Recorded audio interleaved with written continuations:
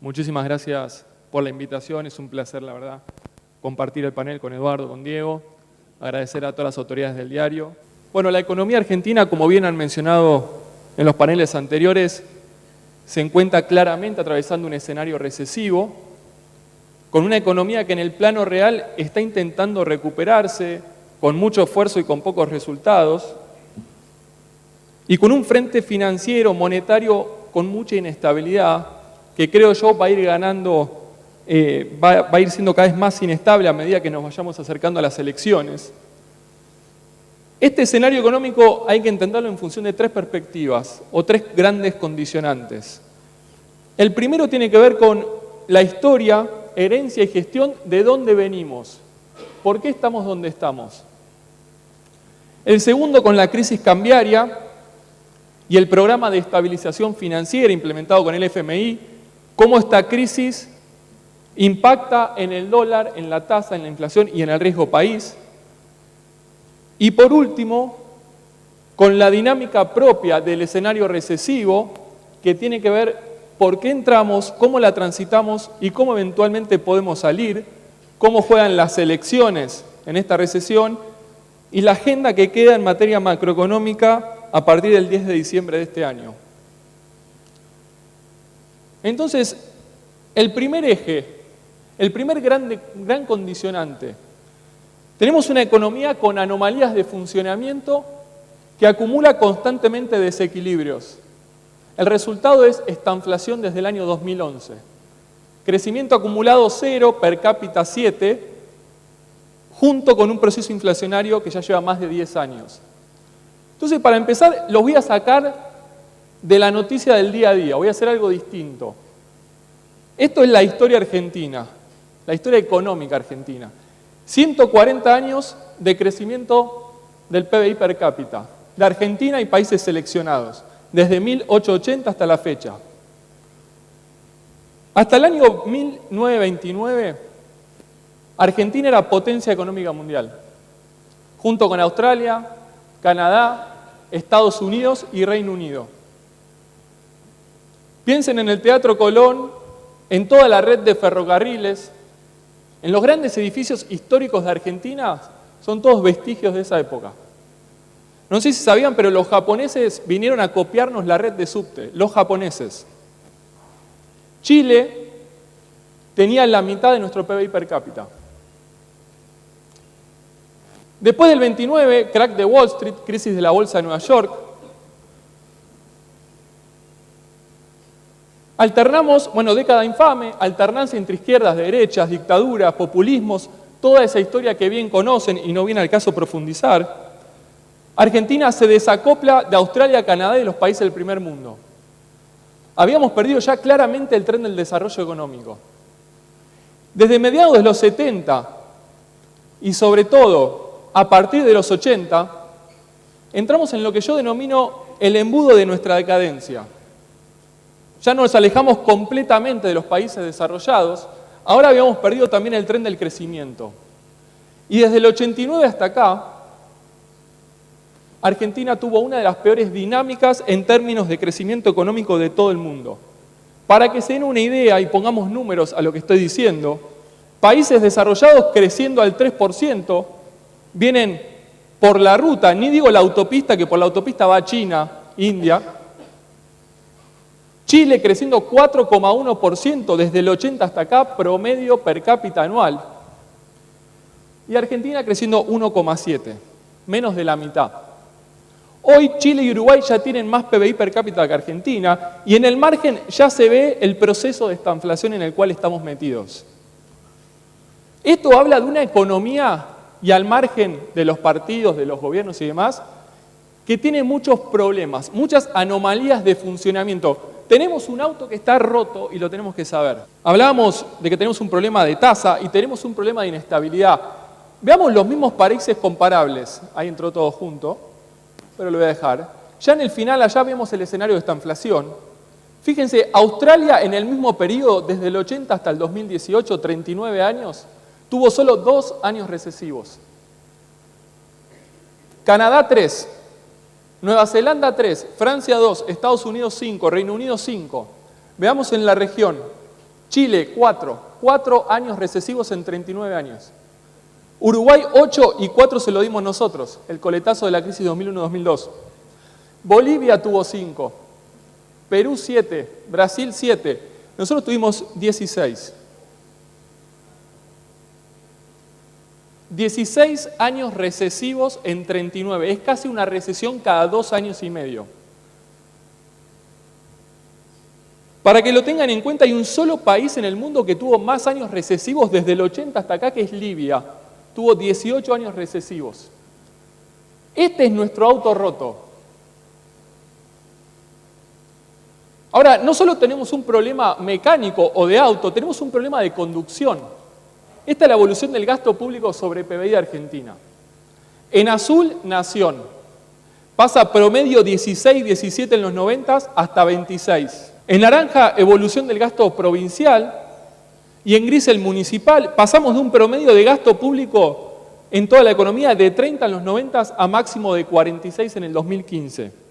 O sea, teníamos un Estado que representaba casi un tercio del funcionamiento de esta economía a uno que empezó a representar casi la mitad. Y esto dejó una economía Estado dependiente. Pero no solo eso, el aumento fue subsidios económicos, prestaciones sociales y empleo público. Para sostener este aumento hubo que aumentar fuertemente los impuestos, como se imaginan. Pasaron de 27 promedio en los 90 a orillar el 40 puntos sobre PBI en el año 2015. Obviamente, comprometiendo mucho todo el funcionamiento del sector privado y del sistema productivo. Pero no solo eso. El resultado fiscal primario consolidado, nación y provincias en el 2003, era 4% de superávit, más 4 sobre PBI. En el año 2015 era menos 5,5 déficit. Si le sumamos los intereses, pasamos de 2,5 de superávit a 7,2 de déficit en el año 2015. Y esta es la historia de Argentina. Por eso todavía en la primera parte estoy hablando de largo plazo. Ahí tiene cada una de las presidencias y los grandes déficits fiscales que hemos tenido en los últimos 40 años. Es la irresponsabilidad en la conducción del país. Y este es su correlato. Creo que es el puntero que el botón anda medio mal. Ahí tiene un delay. Bien. El correlato en la tasa de crecimiento, en la inestabilidad macroeconómica y el escenario de estanflación en el final. Este es el desequilibrio macroeconómico número 1, el desequilibrio fiscal. El segundo tiene su origen en la constante tentación política de atrasar el tipo de cambio, y es algo que ya mencionó Eduardo, que lo voy a poner en números. Salida de la convertibilidad, overshooting, dólar salta a 4, baja a 3 y deja un colchón de competitividad fenomenal.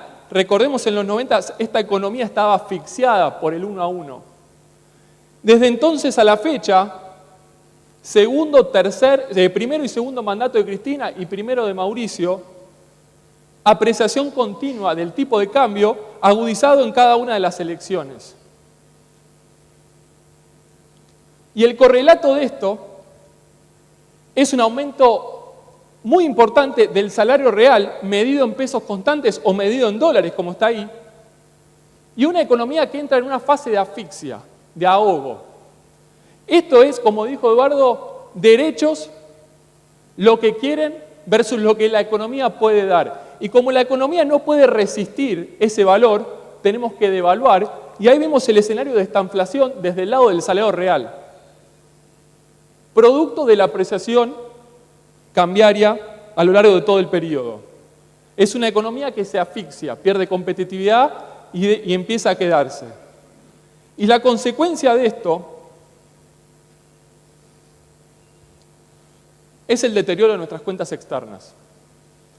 En verde, la balanza comercial, promedio 5.000 millones de dólares entre el 2006 y el 2011, terminamos en menos 2.000 en el año 2017, le agregamos la gente que quiere vacacionar afuera, que es la balanza de servicios en azul, más se atrasa el tipo de cambio, más nos vamos a Miami, le agregamos el déficit estructural que tenemos en intereses y utilidades que giran las empresas en dólares afuera,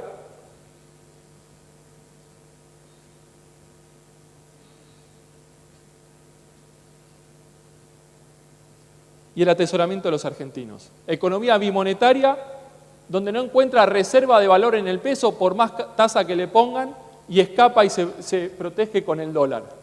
Todo esto da este déficit de cuenta corriente, que lo perdemos en el segundo mandato de Cristina y se agudiza notablemente en la gestión de Cambiemos, que si le sumamos el atesoramiento,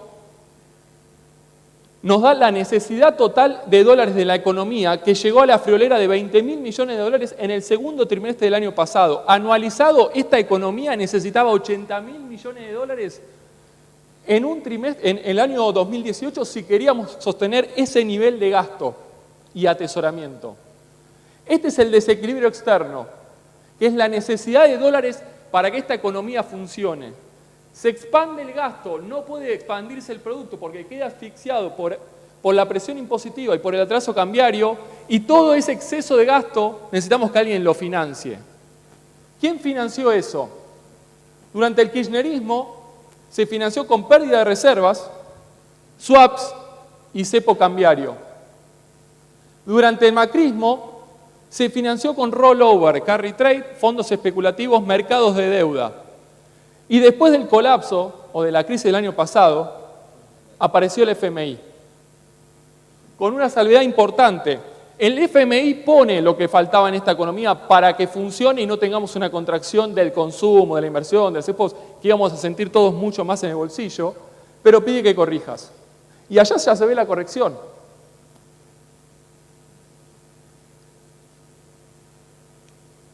Este es el desequilibrio 2, el externo.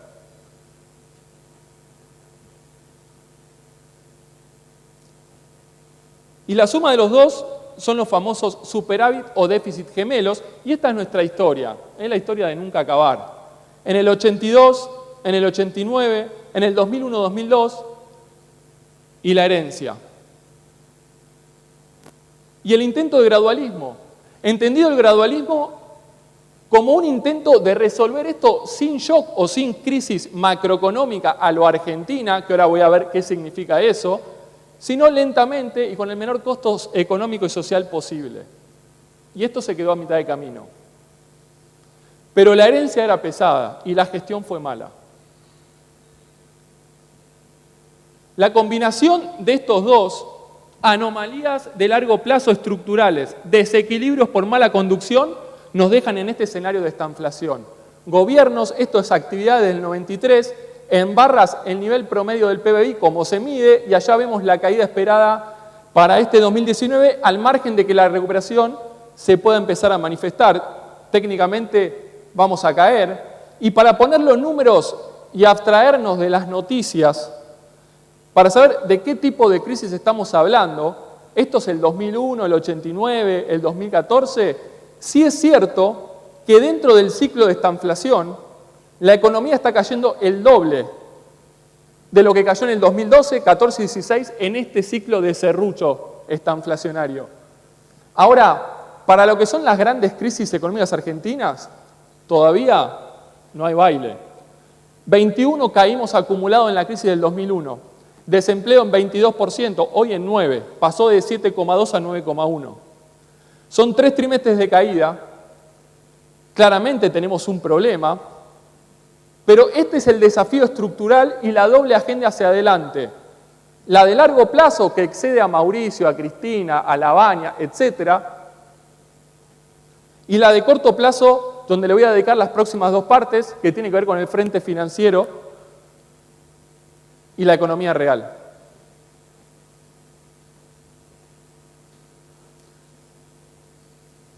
Corrida cambiaria. Vamos a ver qué pasó acá y qué puede pasar con la inflación, la tasa, el dólar, el riesgo país. Tenemos 28 de diciembre, que muy bien mencionó Roberto, como el inicio de lo que yo denomino una colisión monetaria. Cambio de metas de inflación, inmediatamente bajamos la tasa de interés nominal de esta economía. Reducción de de subsidios a tarifas de servicios públicos empezaban a acelerar la inflación en el primer trimestre de 2018. Sube la tasa de interés internacional de la FED de 2,40 a 2,90 en un mes en enero de 2018. Salida de capitales de países emergentes. Entrada en vigencia de renta financiera. Sudden stop. Esto es, no entra un dólar más en Argentina. Y un programa que se queda sin tasa. Similar a lo que pasó ahora. Por eso la importancia de la tasa de interés en 74.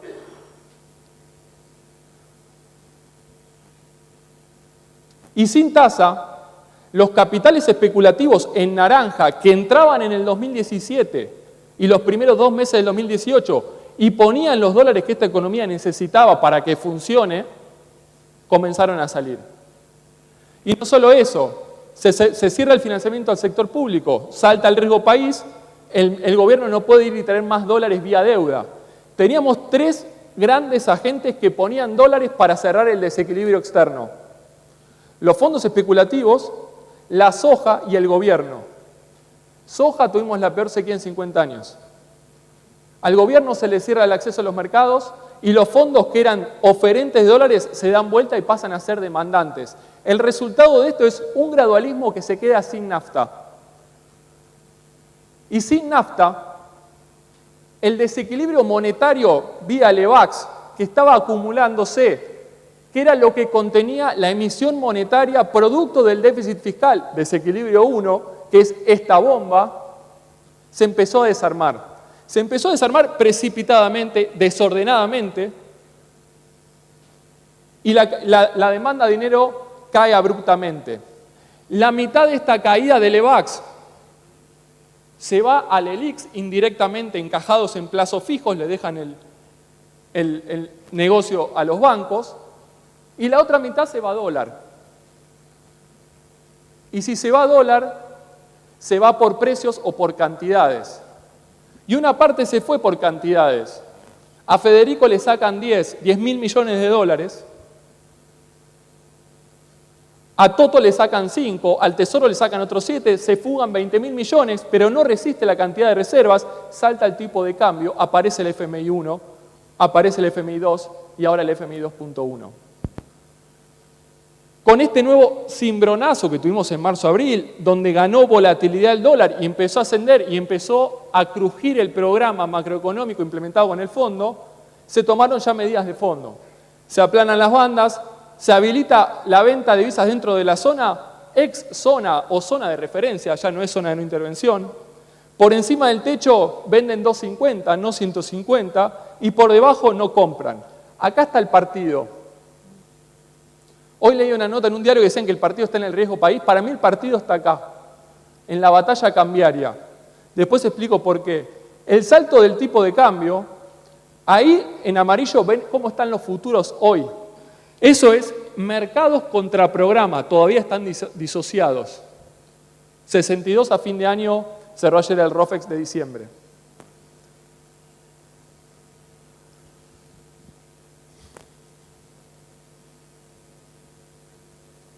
Perdón, pero va y viene.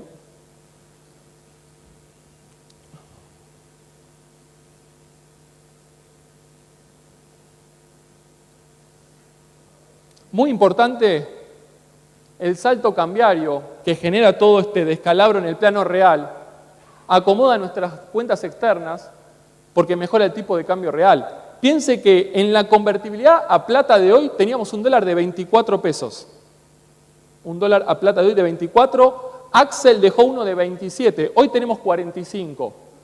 Es un dólar mucho más competitivo que ya empieza a trabajar adentro de la economía, lo saca de esta zona de no competitividad, lo saca de la asfixia.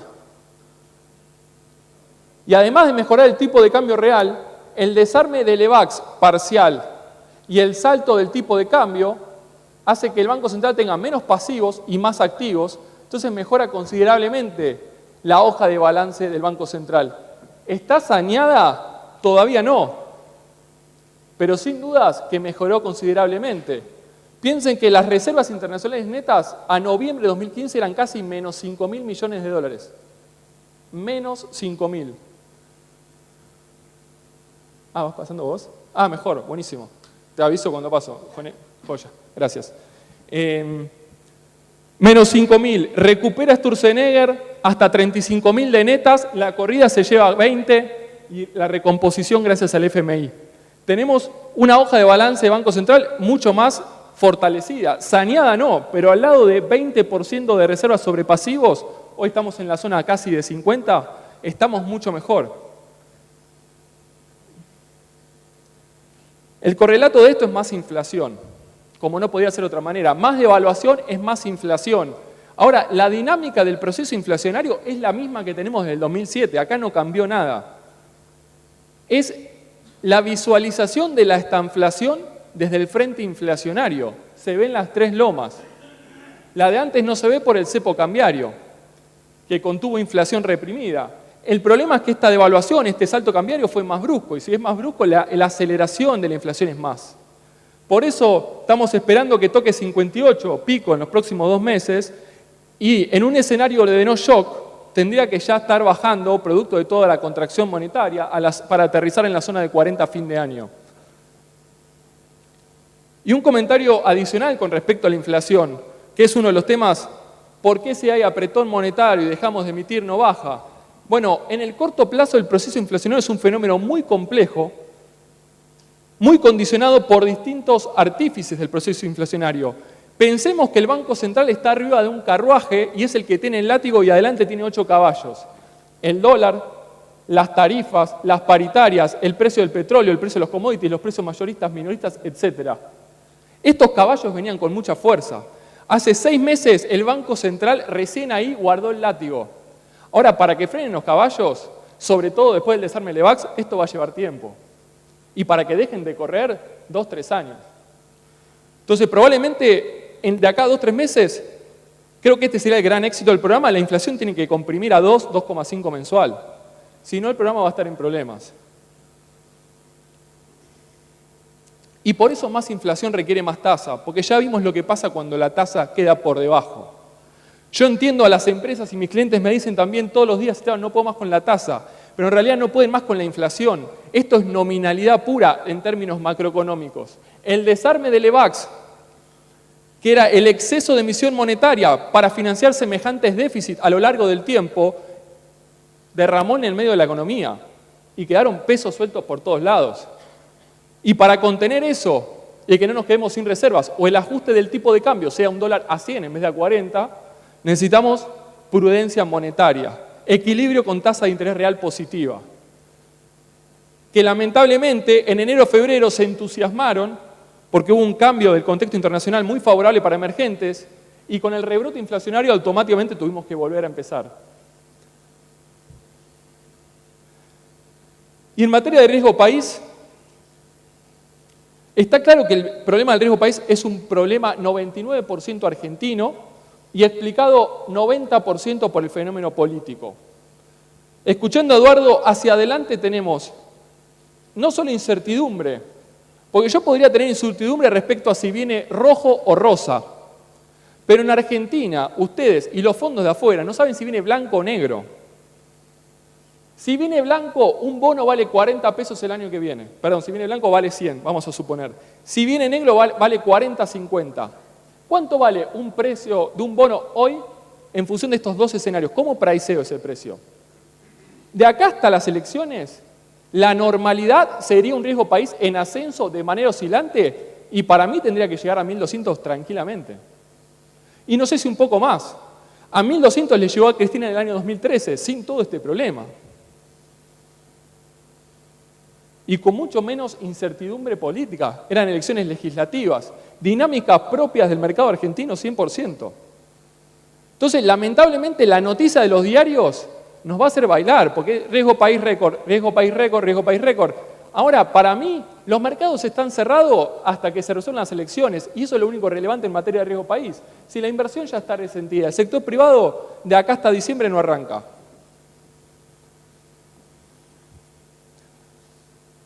Y por último, un comentario respecto del programa del FMI y al margen de los tecnicismos.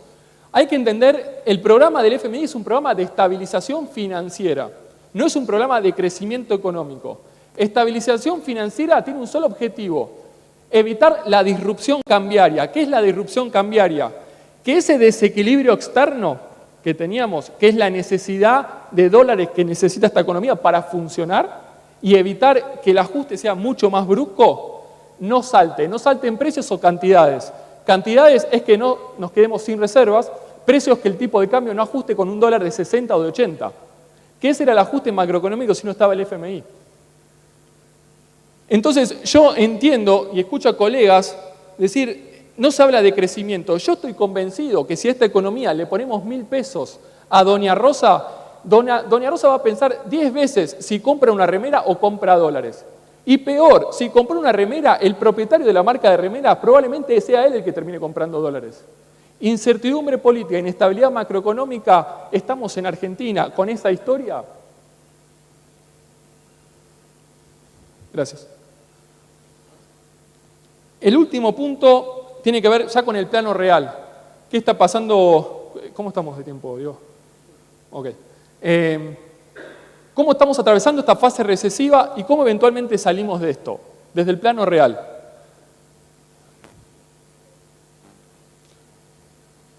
Vuelvo con una mirada de largo plazo para entender por qué está pasando lo que pasa desde el plano real.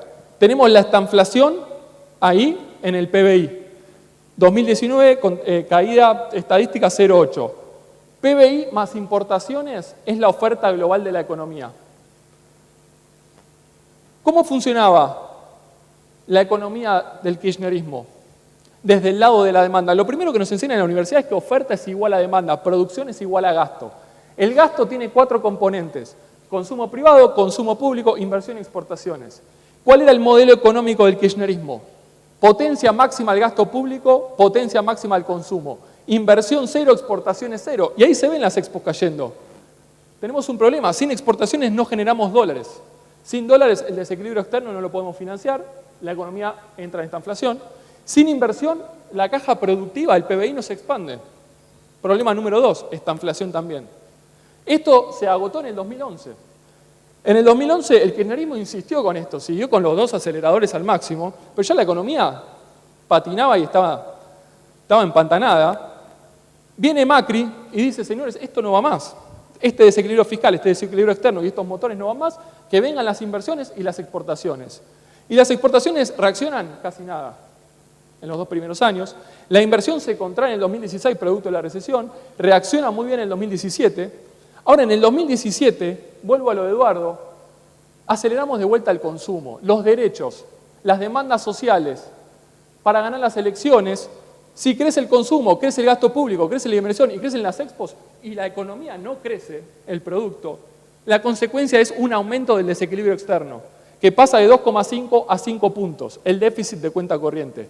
Pasamos de 15.000 millones a necesitar ahora 30.000, más atesoramiento. Y después lo que tenemos ya son los indicadores de la recesión, 2018 y 2019, desde cada uno de los motores de la demanda. Barro cada uno brevemente para ver qué motores pueden traccionar esta economía en estos 6 meses y ya pensando hacia adelante. Gasto público, sin capacidad de financiarlo vía deuda, sin capacidad de financiarlo vía más emisión monetaria que se va a ir a inflación. El programa del FMI exige ajuste. El gradualismo de Cambiemos ya venía implementando ajuste. Fíjense, solo cortar la dinámica descendente, que es ese deterioro paulatino, implicó piedrazos en el Congreso. Para hacer un gradualismo que planchó el déficit financiero en 6. Ni siquiera estábamos todavía en reversión. Porque lo que revertimos en el primario, las barras azules, pagando nosotros más la luz y el gas, se nos fue en intereses. En el 2018 corrigió un poco más y ahora viene el ajuste por las malas. O más brusco. Entonces, yo pienso, motor gasto público, motor número 1 apagado. Es más, va a tirar para atrás. ¿Dónde tira para atrás? Subsidios económicos, obra pública y algo de gastos de funcionamiento. Menos 1,5 de recorte vía gastos para cerrar el déficit, más 1,1 de más impuestos. Fundamentalmente a las expos y a las impos beneficiadas del salto cambiario. Así corregimos y llegamos al déficit cero, o tal vez lleguemos al déficit cero este año. Motor 1 apagado. Comentario aparte, o solo paréntesis, tema deuda. que es uno de los temas. Y yo digo, el riesgo país no refleja el problema argentino, refleja el problema de deuda, refleja el problema político. Uno mira la deuda y está claro, subió de 2,40 a 3,32, durante el Macri aumentó 90.000 millones de dólares en 3 años. Con semejante déficit, ¿alguien podía esperar que no crezca la deuda? Piensen que si se cubría todo con emisión monetaria en el 2016, el déficit, la base monetaria se duplicaba. Que eso es lo que pasó en Venezuela, por eso la inflación salta a millones % anual. Ahora, el ratio deuda sobre PBI salta no por el ascenso de la deuda bruta, sino por la corrección cambiaria, que me hace un PBI en dólares mucho menor. Por eso salta de 56 a 86. Limpiemos los números. ¿Tenemos un problema de deuda? En la medida que no corrijamos el déficit, sí. Si lo corregimos, no. Y en la medida que esta economía no se expanda, tenés un problema. Si se expande, no. Cuando vas a los vencimientos, tenés flor de vencimientos, sobre todo las letes, creo que ahí está la clave. Cuando sacás las letes y sacás el 40% de la deuda que tiene el ANSES, el Banco Nación, organismos y cajas públicas, los compromisos exigibles o comprometidos son pocos para Argentina. 20.000 millones de dólares por año. El único problema es el amarillo, es el FMI. Yo no creo que el FMI quiera llevarnos al default si avanzamos con la normalización. ¿Tan ansiosos están de cobrar? ¿No nos van a dar 2, 3, 4 años más? ¿Ellos van a hacer lo que nos hacen defaultear a nosotros? Yo no la veo. El problema claramente es de confianza, no de solvencia, por ahora.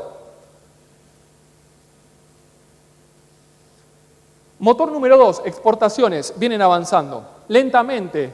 Ahora el tipo de cambio real probablemente las acelere. El mundo acompaña, Brasil acompaña. La política comercial está siendo muy proactiva, pero desarrollar mercado de exportación lleva tiempo. Las expos acompañan. Lo positivo que se cerró el déficit comercial, pensando macroeconómicamente con la restricción o el desequilibrio externo. Lo negativo que se cerró con un desplome fenomenal de las importaciones que reflejan la caída de la actividad. Piensen que desde el 2011 las exportaciones en volumen caen. Y desde el año 2000 estaban 90, hoy están en 110. Motor número 3, la inversión para atrás. Tenemos recesión, tenemos tasas de interés elevadas, volatilidad, incertidumbre, riesgo país, elecciones presidenciales. Un pyme o un empresario mediano, no hablo de vaca muerta, porque vaca muerta piensa 5, 10 o 20 años. Muy importante. Pero hablo de una pyme en el conurbano bonaerense, metalúrgica, 50% de capacidad ociosa, ¿qué van a invertir?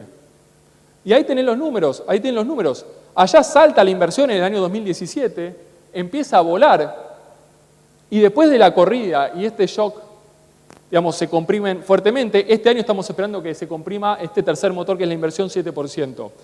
Y por último, el último motor, el consumo, el más importante, representa más del 60% de esta demanda agregada del gasto. Barremos rápido los drivers. Empleo, tenemos una economía con menos empleo. El año pasado, por la crisis, se perdieron 190.000 puestos de trabajo, que si sumamos los 250.000 que se agregaron al mercado laboral, nos da ese aumento del desempleo de 7,2 a 9,1. Tenemos menos empleo con menos poder de compra de los salarios, no solo de los salarios, sino de todos los ingresos, salarios, jubilaciones, pensiones, asignaciones.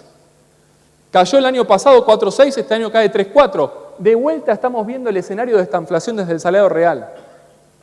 Con menos empleo y menos poder adquisitivo, ya tenemos dos drivers que están tirando muy para atrás en el consumo. Sí estamos viendo recuperación a lo largo del año del salario en el punta a punta, pero promedio contra promedio caemos contra el año pasado. La tasa de interés, como mencionaron antes, comprimen el crédito, sobre todo el crédito al consumo, y la confianza del consumidor, que ya la mencionó Eduardo y creo que Roberto también. La confianza del consumidor se desploma fenomenalmente con la sequía y el primer shock cambiario. Es ese flechazo que está ahí. Desde ahí lateraliza, intenta crecer y cae. Ahora, a mí me llama la atención cuando uno los dos, el de confianza del consumidor y el de confianza del gobierno, porque desde que asumió Macri hay una disociación ahí. Y si bien la confianza del gobierno también cae, está mucho más arriba que la confianza del consumidor. Esto es votar con el bolsillo o votar con ideales. Y acá creo que todavía hay una luz de esperanza, tal vez, para el oficialismo. Y cuando voy a los paliativos, claramente, programa electoral, que va a intentar ponerle un piso a la recesión y que la recuperación pueda empezar a darse. Dólar estable, suspensión a la suba de tarifas, precios esenciales y cuidados, créditos a tasas subsidiadas, programas de descuento y beneficios y algunas que otra cosa más que están haciendo, es repartir paraguas. Ahora, si llovizna, el paraguas va a servir. Si viene sudestada, el paraguas se vuela.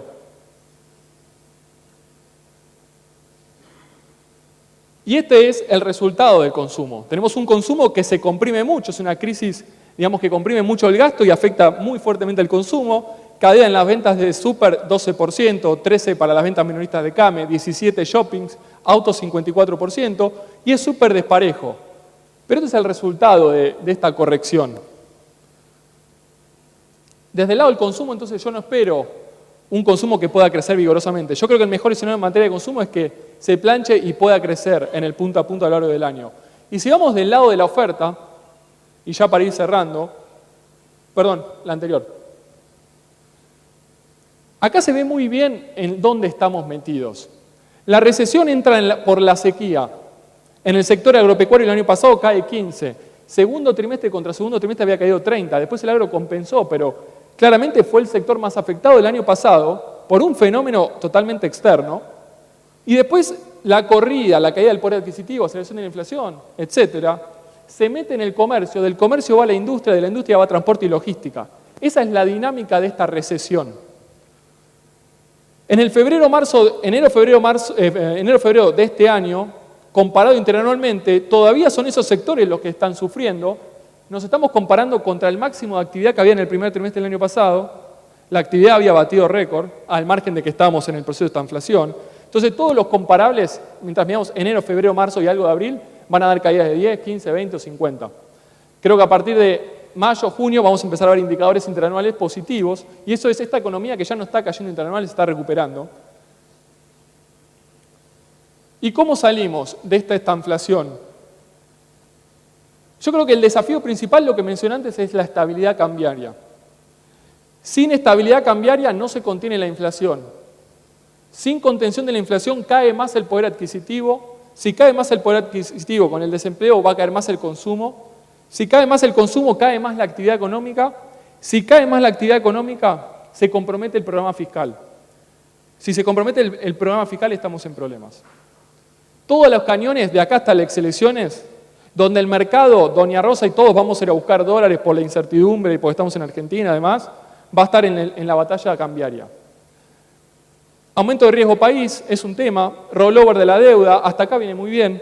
Frente externo, por ahora viene bien. Incertidumbre política, ya lo mencionó Eduardo. Y la relación con el FMI, pensando en el medio plazo, es vital, por lo que le mencioné antes con el tema de deuda. Oportunidades hay pocas, pero hay que decir, el tipo de cambio ya hizo el trabajo sucio. Y ahora son los sectores particulares los que te empiezan a mover la economía. El agro, minería, turismo, energía. Una oportunidad podría ser que la inflación baje mucho más aceleradamente de lo que los analistas esperan. Difícil. Y que Brasil crezca más. Difícil.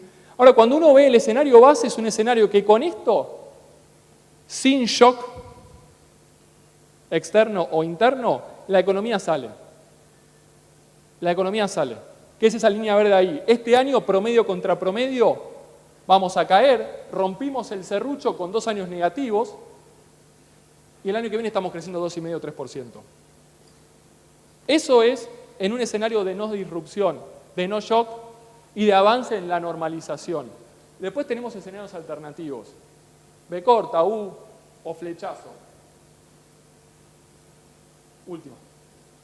Y para cerrar, yo me paro en la tribuna y pienso como futbolista y miro la gestión de Cristina y de Mauricio en términos de goles, bien tribunero.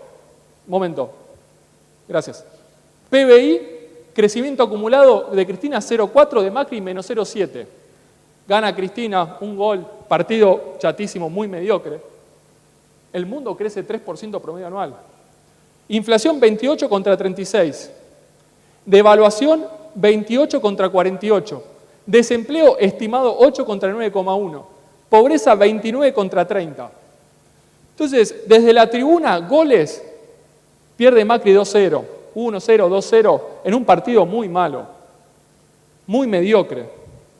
Y Es peor cuando lo pondero por los eslogans de campaña de pobreza cero, inflación se resuelve fácil. Me voy muy decepcionado.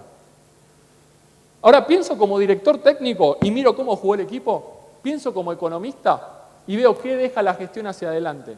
Y comparo déficit primario, menos 4,8, el próximo gobierno recibe menos 0,5 o 0 si llegamos al déficit primario 0. Sustancialmente mejor. Financiero, menos 6,2, menos 3,5, la mitad. Déficit de cuenta corriente, el desequilibrio externo, menos 3,9, menos 2, la mitad. Variación interanual de la base monetaria, 34,9, 0. Lamentablemente, tardaron en cerrar el grifo monetario, pero lo cerraron. Y tarde o temprano eso va a dar muchos frutos para Argentina. Reservas internacionales brutos, 24.000, 75.000, el triple. Reservas internacionales netas, menos 4.000, dejó el kirchnerismo, 20.000. Tipo de cambio real es uno de los dos factores que asfixian y generan la inflación, 74-115, más de 40% mejor. Nivel de deuda, 53-76, peor. Pero si el problema es de liquidez y confianza y el tipo de cambio después corrige y sale la economía, ese ratio va a mejorar. Mercado con cepo cuasi fijo liberado pseudo flotante, hoy no tenemos una flotación libre. Acceso a mercado frontera y default emergente y liberado. Estadísticas intervenidas y regularizadas. Entonces, el director técnico, el macroeconomista, dice la situación no está resuelta, pero los fundamentos de este equipo juegan mucho mejor. Toca la pelota, llega al arco, genera buenas jugadas. Faltan corregir cosas, sí, pero desde el lado de la herencia ya no tiene el peso que tenía antes. Los resultados todavía no están, por eso son los goles. Entonces, teniendo en cuenta esto y en función de estos tres condicionantes que mencioné, desequilibrios estructurales, anomalías de largo plazo, corrida y programa con el FMI y la dinámica de la recesión, las elecciones y lo que viene, yo creo claramente que se vienen 5 meses de mucho nerviosismo. Sobre todo en el frente financiero. La actividad va a intentar recuperarse principalmente por el salto o la mejora del tipo de cambio real. Pero la inestabilidad financiera, riesgo país, va a ir en aumento acá a las elecciones. Ahora, yo creo que si las noticias de estos 6 meses no nos nublan la vista, a los que votamos y a los candidatos sobre todo, y tenemos un buen desenlace electoral al margen de la grieta política, digo la grieta económica, de terminar de corregir los problemas o no, yo creo que una vez despejada la incertidumbre política, esta economía va a estar preparada para empezar a crecer. Y probablemente tengamos más adelante, tal vez ya el año que viene, una economía mucho mejor. Y ojalá que podamos romper con toda esta historia y este largo plazo que les he mostrado. Gracias.